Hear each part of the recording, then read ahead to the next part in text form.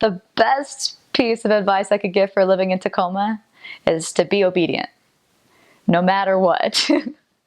Because if you're not home by 9 or 9:30, then that's when the boogeyman comes out, and you'd better be inside. So it's a great place to find people who are ready for change and who are looking for change. There were some amazing people that we found in crazy circumstances where they saw security from the gospel, which they had never had before. And so they really were inspired by that. They were inspired by the purity of the gospel and the idea of restitution for their lives, forgiveness, the effects of the atonement. There's a lot of places that you need to be careful in. There's great neighborhoods where people are just super, super nice. I remember this one place. We're walking down and we're tracting. In Tacoma, we tract every day and we knock on doors. And this street, for some reason, everybody was angry. I guess it was raining outside. People are just a little bit more sad when the sun is down and they don't get enough sunlight. But they were just mean. Every door is just mean. And my companion, we're going to keep going. And so we get to this last door and this sweet lady comes out and she immediately asked us if we want cookies.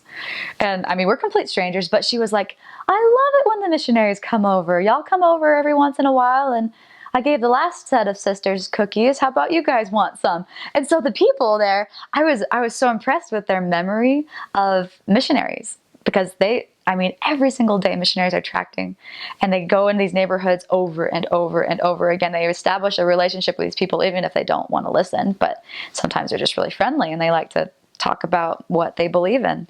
And so there's ups and downs. Sometimes people are really excited to see the missionaries again. They're like, you always come at the right time. And then other times they're like, if you come again, I will hunt you down.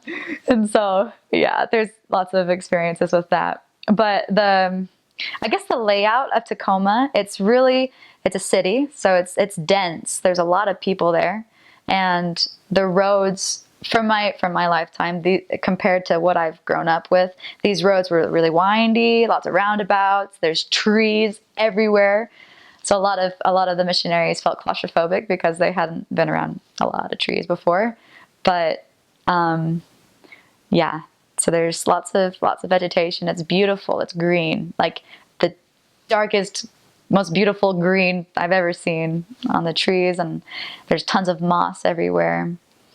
Also, about the people, they always have dogs.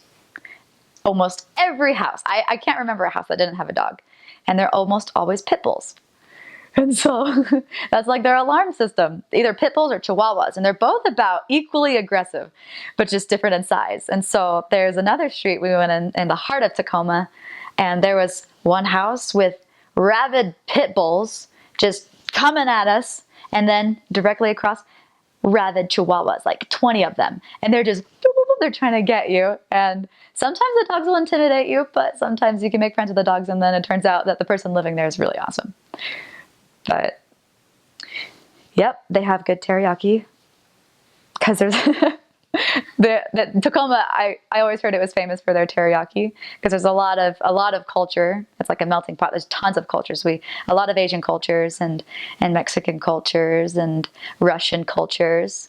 We were fed borscht once because we're passing by. That was another nice house that wanted to feed missionaries. But lots of different cultures and it's a lot of fun. You get a lot of different tastes and a lot of different experiences, and especially in Tacoma.